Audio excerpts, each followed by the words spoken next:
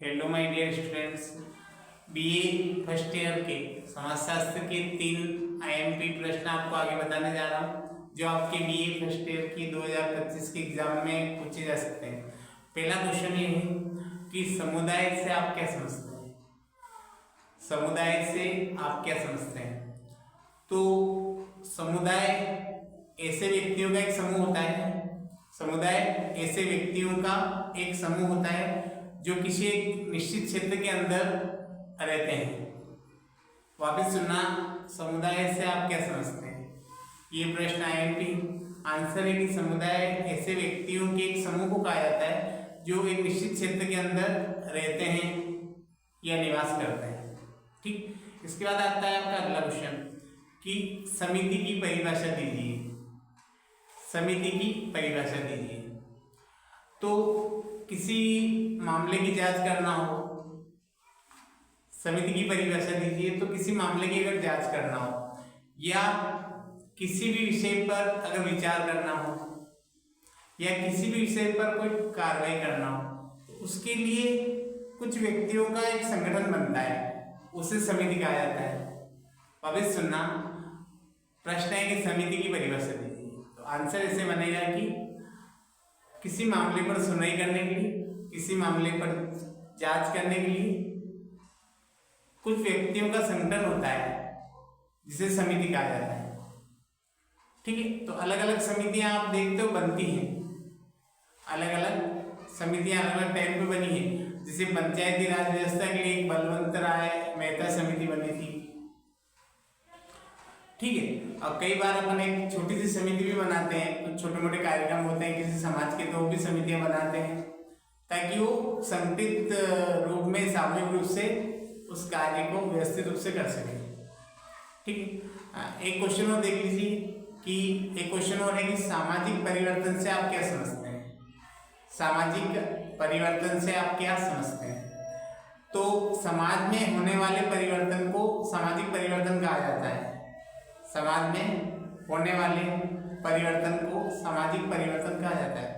अब समाज चूंकि आरंभ से ही परिवर्तनशील रहा है, समाज आरंभ से ही परिवर्तनशील रहा है, मतलब समाज की जो प्रकृति होती है, समाज का जो नेचर होता है वो परिवर्तनशील रहा है।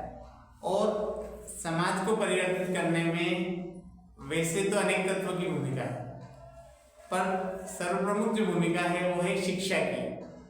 शिक्षा सबसे बड़ा तत्व है या घटक है जिसकी वजह से सामाजिक परिवर्तन तेजी से हुआ है। जैसे आप देखते हो कि प्राचीन जो भारतीय समाज था वो समाज इस तरह का नहीं था जैसे अभी वर्तमान में है ना 2025 में हम देख रहे हैं, इस तरीके का नहीं था। तो उसमें सामाजिक परिवर्तन आने में ऐसे तो बहुत सारे तत्व है, लेकिन सबसे बड़ा तत्व कौन सा है? शिक्षा। पहले शिक्षा इतनी नहीं थी, अभी शिक्षित है लोग, तो शिक्षा की वजह से। अब दूसरा परिवर्तन आया तकनीक की वजह से। पहला हो गया शिक्षा, दूसरा हो गया तकनीक। तकनीक भी इतनी विकसित नहीं हुई थी। अब तकनीक विकसित होने की वजह से भी काफी सामाजिक परिवर्तन आए हैं। जैसे हम देख सकते हैं कि हर एक के हाथ में आज मोबाइल है, हर एक के पास इंटरनेट है। जो कुछ सालों पहले हम देखें तो भारत में ये चीज नहीं थी, भारतीय समाज में इंटरनेट की सुविधा नहीं थी, तो सूचनाओं का आदान प्रदान करने की भी इतनी बड़ी सुविधा नहीं थी जो आज है। तकनीक के माध्यम से भी सामाजिक परिवर्तन हुआ है। ठीक है, तीसरा इसमें पॉइंट बनता है कि कुछ महत्वपूर्ण समाज सुधारक भी होते हैं जो समय समय पर सामाजिक परिवर्तन के लिए उत्तरदायी होते हैं। फॉर एग्जाम्पल हम प्राचीन भारत में देखें तो सती प्रथा चलती थी, है ना। सती प्रथा के बारे में आपको पता होगा कि किसी स्त्री का अगर पति मर गया है तो उसको जबरदस्ती जीवित ही उसको चिता में जला दिया जाता था। तो बहुत बड़ी कुप्रथा थी हिंदू समाज के अंदर, जिसके खिलाफ राजा राममोहन राय ने आवाज उठाई थी। राजा राममोहन राय ने आवाज उठाई और फिर लॉर्ड विलियम बेंटिंक ने, चूंकि उस समय अंग्रेजों का शासनकाल था 1829 में, है ना, 1829 की बात है, तो उस समय अंग्रेजों का शासनकाल था। लॉर्ड विलियम बेंटिंक ने राजा राममोहन राय के विरोध करने पर, जो कि अंग्रेज था लॉर्ड विलियम बेंटिंक, उसने सती प्रथा पर रोक लगा दी। कब लगा दी? 1829 पर। एक आदेश जारी कर दिया कि अब से भारत में सती प्रथा बंद, सती प्रथा बंद हुई। तो हम देखते हैं आज सती प्रथा देखने को कहाँ मिलती है। अभी हम 2025 में हैं। अभी आपने देखा कि सती प्रथा होती है कि किसी का पति मर गया तो पत्नी को उठाकर चिता में जला गए जिंदा, ऐसा नहीं हो रहा है। तो ये प्रथाएं खत्म हो गई। तो ये सामाजिक परिवर्तन आया। तो इसके पीछे समाज सुधारक भी रहे हैं, है ना। ये मैंने एक राजा राममोहन राय का उदाहरण दिया है। और ये बहुत सारे ऐसे समाज सुधारक हुए हैं जिन्होंने समाज में काफी परिवर्तन लाए हैं। तो ये कारण होते हैं समाज में परिवर्तन के, ठीक है। और एक परिवर्तन का कारण ये भी होता है कि नियम की वजह से, क्योंकि हम बोलते हैं ना कि प्रकृति का नियम क्या है, परिवर्तन ही प्रकृति का नियम है, परिवर्तन ही संसार का नियम है। तो चूंकि हर चीज परिवर्तनशील, समय भी पल पल परिवर्तित है, तो सीधी बात है कि समाज में भी परिवर्तन आएगा। क्योंकि समय के साथ साथ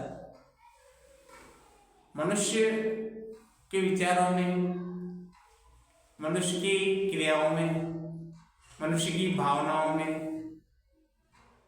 मनुष्य की गतिविधियों में बहुत सारे परिवर्तन आते हैं जो सामाजिक परिवर्तन का कारण बनते हैं। तो ये 4 पॉइंट मैंने बता दिए सामाजिक परिवर्तन के।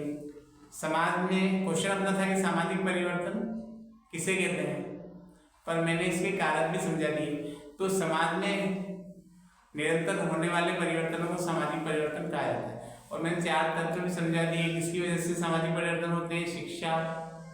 शिक्षा के बाद तकनीक, पहला शिक्षा हो गया, दूसरा हो गया तकनीक की वजह से, तीसरा हो गया समाज सुधारकों की वजह से, और चौथा हो गया एक प्रकृति के नियम से, है ना। क्योंकि एक प्राकृतिक नियम भी है कि हर चीज परिवर्तनशील है, तो इसी प्रकार समाज भी परिवर्तनशील है। समाज में भी कंटिन्यू परिवर्तन आते रहते हैं। Thanks for watching. और आप इसको देखते रहिए, सब्सक्राइब भी करिए, और आपके फ्रेंड सर्कल में भी आप इसको सेंड करिए। और मैं कंटिन्यू आपके बीए फर्स्ट ईयर के वीडियोस बनाऊंगा। आप यहाँ से बहुत अच्छी तैयारी कर सकते हो, समाजशास्त्र की भी और बाकी विषयों की भी। Thanks for watching.